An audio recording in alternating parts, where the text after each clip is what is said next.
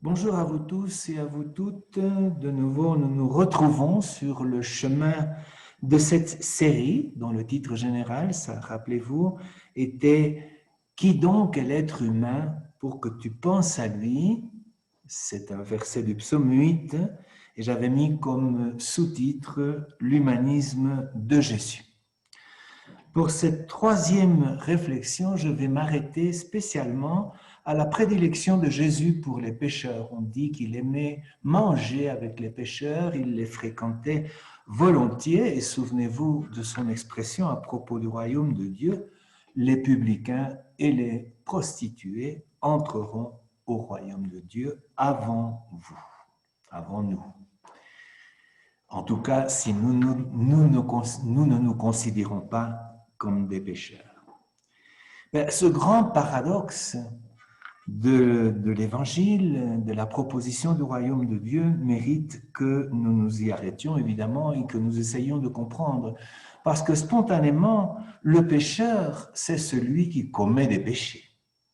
Donc, commettre des péchés et être pécheur, ce serait la même chose.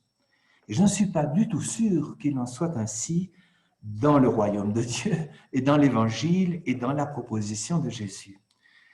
Est-ce que nous sommes pécheurs parce que nous commettons des péchés?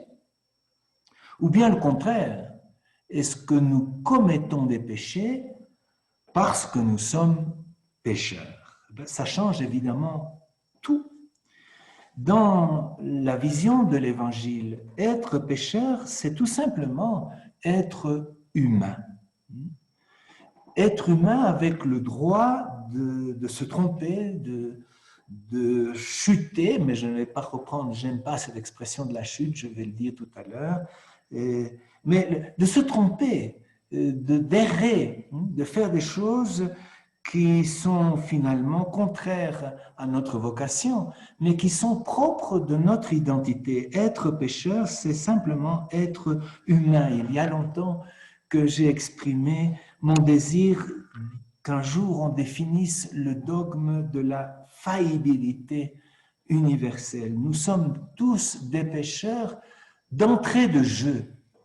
Et c'est parce que nous sommes nés pécheurs, parce que nous sommes faillibles, parce que nous sommes limités, parce que nous sommes contradictoires, blessés par notre histoire, par notre passé, par notre héritage humain, psychologique.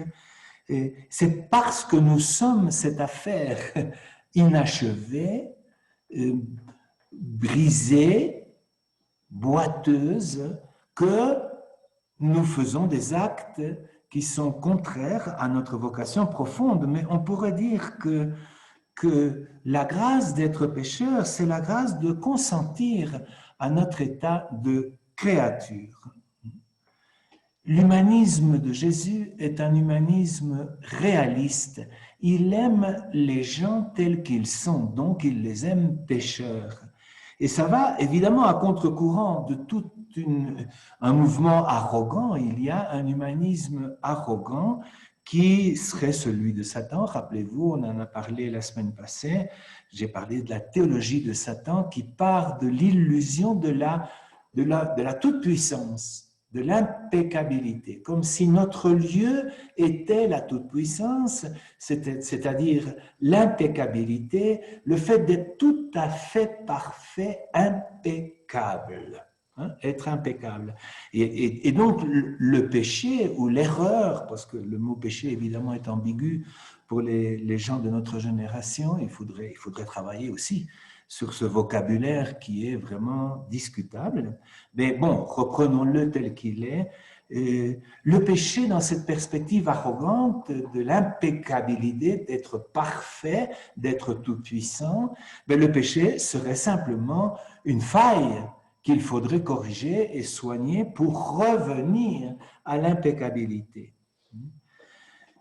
Non, c'est tout le contraire. Nous sommes tous des inachevés, des contradictoires, des blessés, des boiteux. Et dans ce sens-là, l'image de la chute qu'on utilise toujours à propos du péché, en particulier du péché originel, est une image tout à fait perverse. C'est comme si nous étions sur un piédestal nous devrions être sur ce piédestal et par des circonstances externes à nous, la tentation, ce qu'on appelle la tentation, ben, on est tombé, on nous a fait tomber du piédestal et cette tentation, cette chute vient évidemment de l'extérieur. Et par contre, dans les paraboles de la miséricorde, Jésus ne parle pas de chute, il parle de perte. On s'est perdu, on a perdu le chemin, on a perdu la boussole.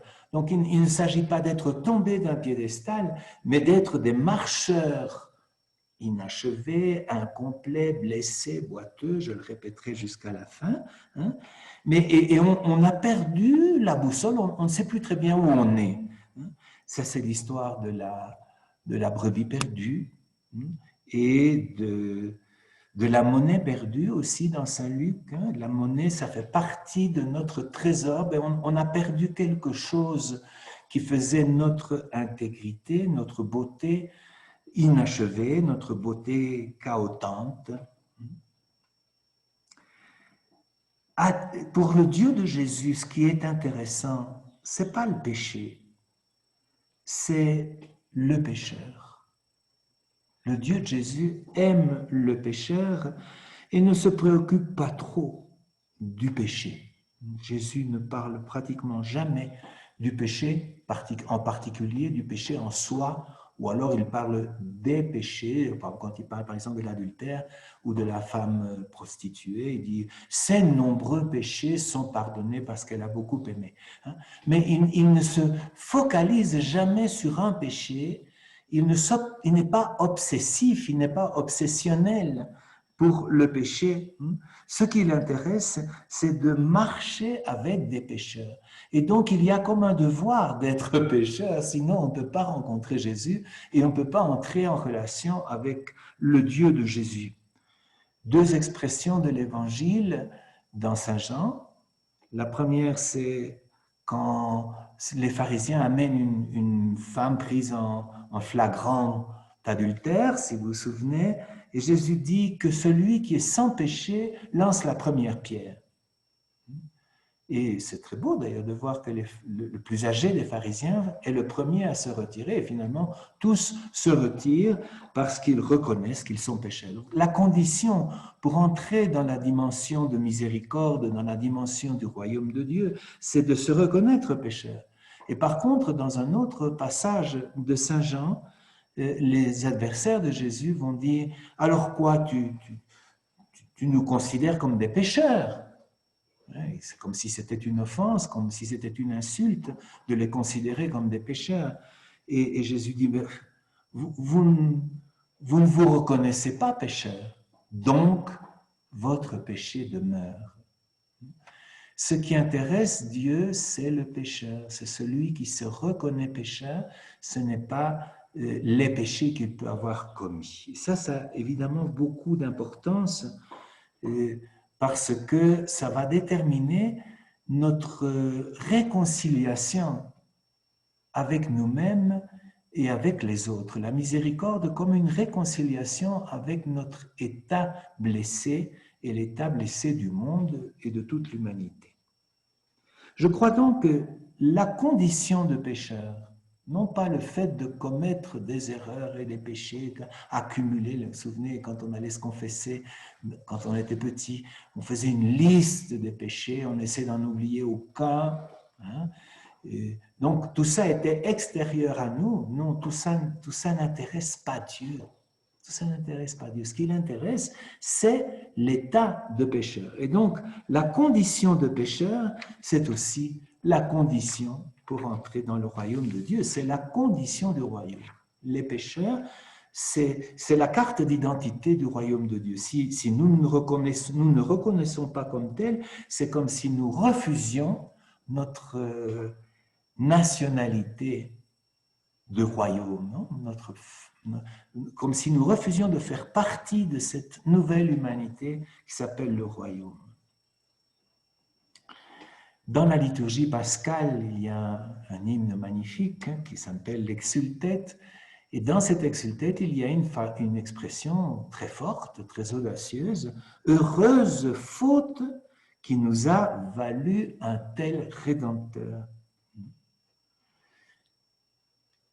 La faute est heureuse dans la mesure où elle nous révèle, elle nous fait prendre conscience de notre condition de pécheur et donc nous permet d'entrer en relation avec celui qui vient nous accueillir et qui demande à être accueilli.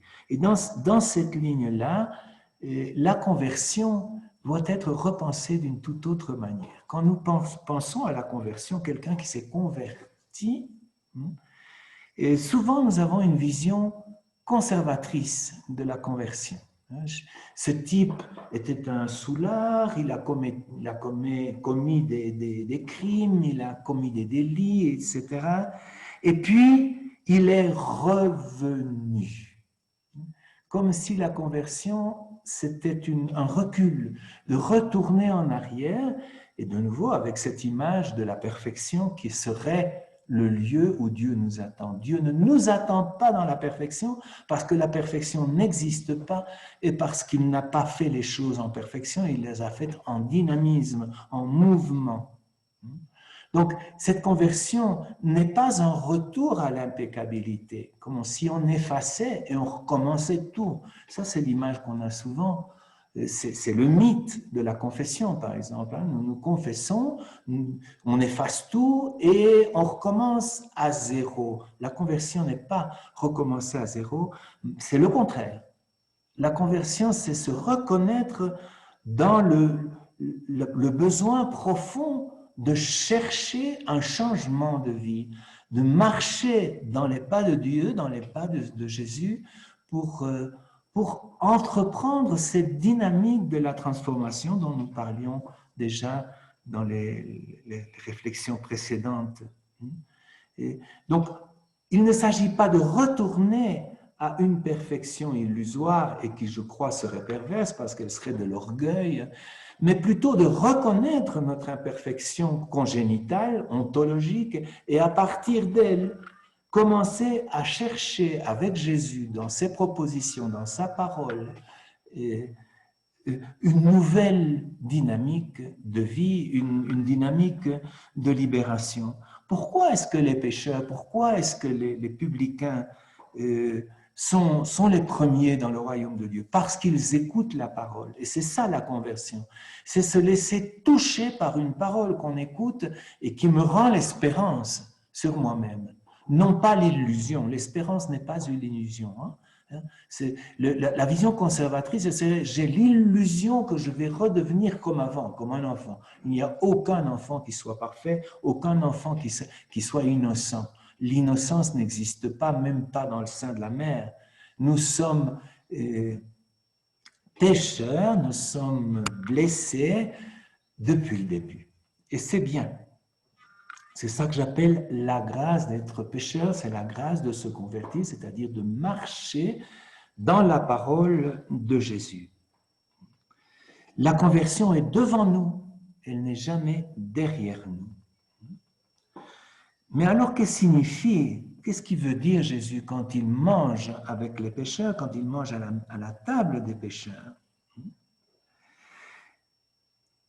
Ces pécheurs qui sont là, oui, certains se convertissent, prennent le chemin de Jésus, c'est Matthieu par exemple, ou Zachée, sont des pécheurs qui entrent dans la dynamique de cette conversion progressive qui consiste à écouter la parole et laisser l'espérance nous envahir.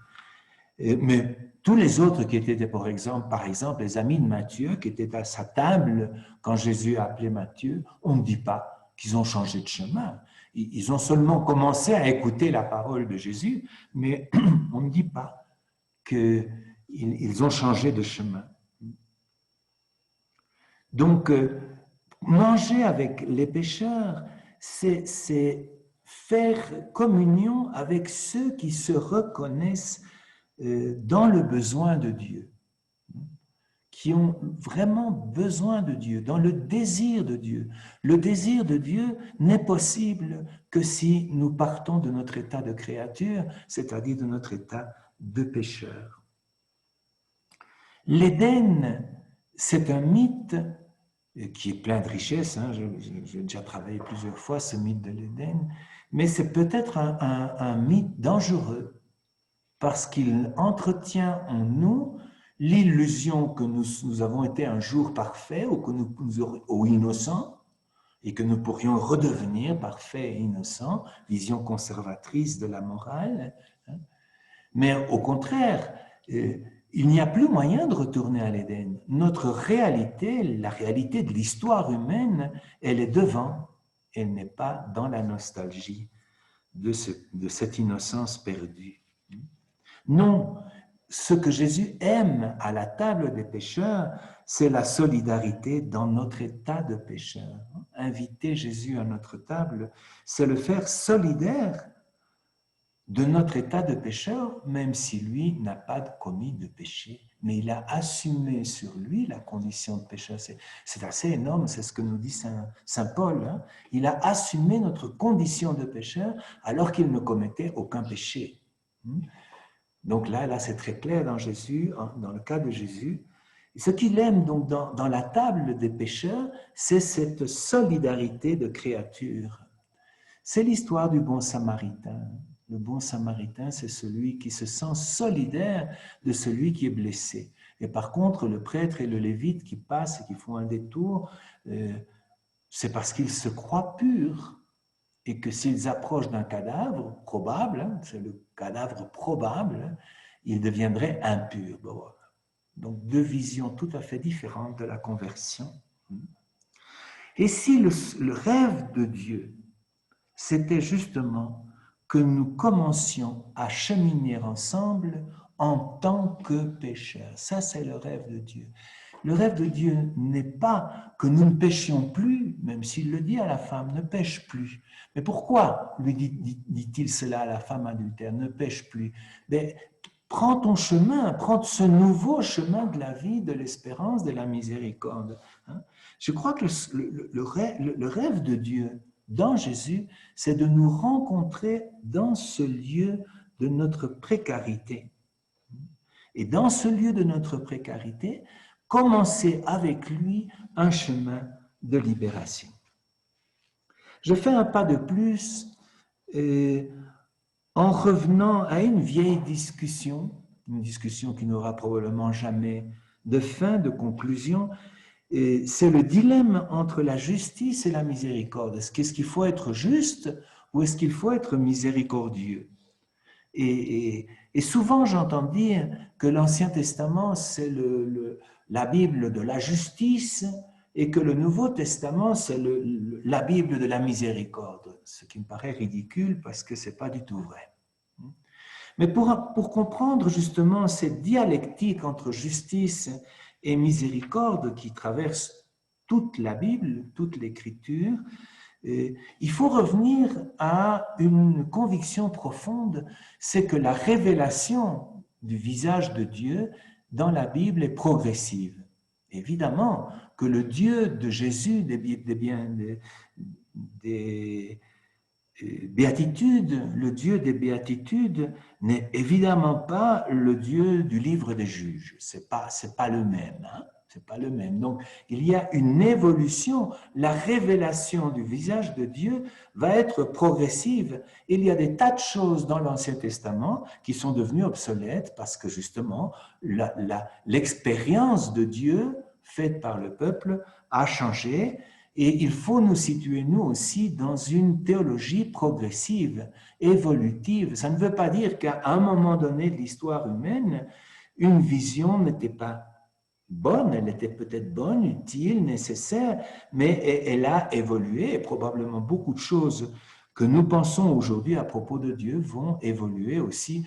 Je pense par exemple à la théologie de la libération, et dans laquelle je me suis senti identifié tout à fait quand j'avais 25 ans, 26 ans.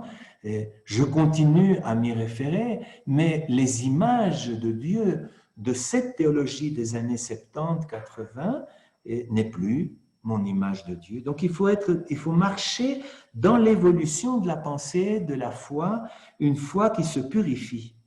Et donc, si nous lisons la Bible de cette façon-là, oui, il peut y avoir des choses très dures et très cruelles du Dieu de la justice, le Dieu juge, mais je voudrais quand même faire remarquer que dès le début, dans la Bible, même dans les textes les plus primitifs, dans le sens moralement peu évolué, non, d'une éthique peu évoluée, toujours il y a une place pour le repentir de Dieu. Dieu se repent. Par exemple, Dieu se repent d'avoir fait le déluge et dit plus jamais je ne ferai ça. Hein? Dieu a toujours envie de se repentir de sa justice, je dirais, avec les gens de Ninive, par exemple. Il se repent d'avoir voulu les détruire. Dans sa discussion, sa promenade avec Abraham jusqu'à Sodome, il aurait bien voulu que Abraham descende jusqu'à un seul juste pour se repentir de détruire Sodome. Donc, il y a dans l'Ancien Testament toute cette tendance à un Dieu juge tout-puissant, oui, une image du tout-puissant, mais en même temps, Dieu lui-même est dans un conflit permanent entre sa justice et sa miséricorde. Et on peut dire que pratiquement toujours, c'est la miséricorde qui emporte le paquet. Il y a dans tout l'Ancien Testament une expression typique pour dire qui est Dieu. C'est celui qui est fidèle, et ça c'est plutôt lié à la justice, et qui est miséricordieux. Non, il est fidèle et miséricordieux. On va revenir à ce petit binôme. Mais dans Saint Jean, et là c'est vraiment le sommet de l'évolution de l'image de Dieu, dans Saint Jean, il nous est dit que le Père remet toute justice dans les mains de Jésus. Jésus dit, le Père m'a remis toute justice. Donc le Père ne juge plus. Il a délégué la justice à Jésus, à son Fils. Et moi, dit Jésus, je ne juge personne. Ah, donc l'évangile, c'est la fin du jugement. C'est la fin du jugement. Et par contre, Jésus dit, moi je suis venu pour que vous ayez la vie et la vie en plénitude. Est-ce que c'est la fin de la justice? On va revenir sur cela. Non, non, ce n'est pas la fin de la justice. C'est une transformation de l'exercice de la justice. Alors ici, je vais m'avancer un peu, c'est peut-être une hérésie, c'est en tout cas pas un dogme, ce que je vais dire. Mais j'ai de plus en plus l'intuition que Dieu a délégué la justice, nous a délégué à nous autres, à nous les humains, la responsabilité de la justice, hein, pour rester, lui, avec l'exclusive de la miséricorde. La miséricorde est de Dieu, la justice, je pense, contrairement à beaucoup d'expressions de la tradition, la justice est de plus en plus entre nos mains, mais ça, c'est assez terrible, on va y revenir tout de suite. Mais dans l'Évangile, il n'y a plus que deux juges. Deux juges. Le premier, je le trouve dans Saint Jean de nouveau, c'est la foi. Celui qui croit dans ma parole, il est déjà sauvé. Et celui qui ne croit pas dans ma parole, dit Jésus, il se condamne lui-même. Donc, il n'y a pas de juge externe dans ce sens-là. Il n'y a pas un Dieu juge qui viendrait sanctionner nos péchés, mais c'est l'Esprit qui est en nous, l'Esprit qui nous conduit dans la foi, dans l'espérance. On pourrait dire dans un langage plus laïque, la conscience. Si tu adhères à l'Esprit, si tu accueilles la proposition du royaume, eh bien, tu es ton propre juge. Et au contraire, si tu n'accueilles pas cette invitation à la vie en plénitude dont je viens de parler, ben, tu te condamnes toi-même. Donc, le seul juge, c'est toi. Et puis, il y a un second juge, hein, qui finalement est en relation avec ce premier, bien sûr. Et je le trouve dans le jugement dernier de Saint Matthieu au chapitre 25. D'ailleurs, je ne sais pas très bien si c'est un jugement, vous allez voir, parce que le juge, il ne dit rien du tout, là, le roi qui est sur son trône, il ne dit rien du tout, il dit venez ou allez-vous-en. Où est le jugement? Le jugement dernier, c'est quoi? Eh bien, c'est le verre d'eau que tu as donné ou que tu n'as pas donné à celui qui avait soif. C'est le pain que tu as donné ou que tu n'as pas donné à celui qui avait faim, le vêtement que tu as donné ou à celui qui était nu, la visite que tu as faite aux malades ou aux prisonniers, ou que tu n'as pas réalisé. Donc, le jugement, il est de nouveau en toi. C'est la relation que tu as établie avec la victime, avec le pauvre. Donc, dans ce sens-là, le pauvre, la victime, le vulnérable te renvoie à ta manière d'entrer en relation. Donc, il n'y a plus qu'un seul juge, c'est nous-mêmes. Soit à partir de nos options de fond, est-ce que tu écoutes l'esprit en toi ou pas, ou quelles sont les relations, comment tu établis les relations, spécialement avec les plus pauvres.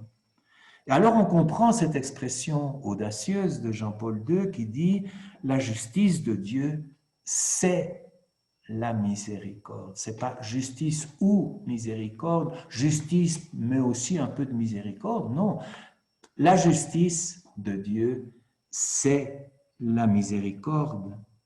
Et donc je crois que le disciple, c'est celui qui est responsable de la justice, bien sûr, dans l'histoire humaine, dans le déroulement de nos relations sociales, mais en même temps, le disciple est celui qui reflète la miséricorde de Dieu dans ses relations. Il est le témoin de la grâce. Le disciple est le témoin de la grâce. Je termine, je conclus en revenant au contexte historique qui est le nôtre aujourd'hui, avec la phrase de Jésus « Rendez à César ce qui est à César et à Dieu ce qui est à Dieu ». Cela nous renvoie, et c'est l'actualité brûlante de ces jours-ci, cela nous renvoie à la responsabilité politique. Le politique, la politique, c'est la responsabilité de faire justice selon le cœur de Dieu. Donc, le bien commun, le débat, la recherche de la sécurité pour les plus vulnérables dans notre société, c'est ça la politique. Et donc, on peut se poser la question, dans un contexte de corruption, de mensonge, d'égocentrisme, où la loi est faite pour justifier les minorités les plus riches, les plus puissantes. Et alors, je me demande où et comment on va pouvoir vivre la justice. Depuis le 19e siècle, on dit que l'humanité est arrivée à un moment de maturité et que donc elle n'a plus besoin du Dieu juge. Je crois que c'est vrai. Je crois que c'est vrai. On n'a plus besoin que du Dieu de la grâce, du Dieu de la miséricorde. Mais dans le contexte de crise de l'acte politique, de l'action politique, vraiment, la justice doit être repensée. La démocratie était une manière de vivre la justice. Je crois qu'elle est en grande décomposition, en grande crise. Il faut la réinventer, probablement dans ses modalités. C'est les modalités de la démocratie qui apparaissent, par exemple, aux États-Unis, tout à fait grippées. Il y a quelque chose qui ne va plus dans ces modalités. Il faut réinventer. Mais il y a aussi globalement ce que j'appellerais une corruption massive, une corruption éthique de la mentalité, de la conscience. On est devant l'échec moral de l'éducation. Je pense à ma génération, je ne sais pas combien d'entre vous sont de ma génération, mais je crois on s'est vraiment trompé dans cette éducation post-68, il y a quelque chose qui n'a pas marché. On sait, en disant une phrase un peu vulgaire, on s'est mis le doigt dans l'œil. Je suis moi un 68ard et je regarde la situation des jeunes adultes d'aujourd'hui. C'est une catastrophe éthique, c'est un échec de l'éducation. Nous sommes dans un recul éducatif, de l'éducation et de l'éthique, on est dans un moment d'abîme d'ignorance. Et c'est cet abîme d'ignorance, cette crise de la vérité, de l'authenticité, qui révèle la violence et les choses absurdes que nous sommes en train de voir au plan social et politique et la violence. Il est vraiment ultra urgent, très, très, très urgent, de repenser la citoyenneté. Nous n'avons que les politiques que nous élisons et donc des politiciens que nous méritons. Si nous ne retravaillons pas l'éducation, le thème de l'ignorance massive, la crise de la vérité, la banalisation du mensonge, la corruption éthique générale, nous ne pouvons pas espérer changer le monde et changer l'humanité. Et là aussi, il faut repenser le discours religieux. Nous sommes dans un discours religieux dichotomique. Il faut abandonner l'image du Dieu qui châtie, qui juge, qui condamne, qui nous envoie à l'enfer. Ce n'est pas cela l'évangile. L'évangile, c'est l'option pour le pécheur, ce n'est pas l'horreur du péché. Il faut avoir l'horreur du péché, c'est vrai. Quand on voit cette corruption à l'œuvre, cette violence à l'œuvre, cet égoïsme à l'œuvre, ça nous indigne profondément. Mais le rôle de la religion n'est pas d'accentuer cette indignation, de l'exprimer bien sûr, de la dénoncer, cette horreur morale du monde d'aujourd'hui, mais surtout de nous mettre en marche vers l'imagination, l'imaginaire du royaume de Dieu, d'une nouvelle humanité. Voilà, c'est un peu tout ça. C'est évidemment peut-être discutable, hein, mais j'essaye d'entrer dans cette distinction entre pécheur et péché que j'ai faite au début de ma réflexion pour retrouver notre état de créature dans les pas d'un Jésus qui aime manger avec les pécheurs et les conduit vers le royaume.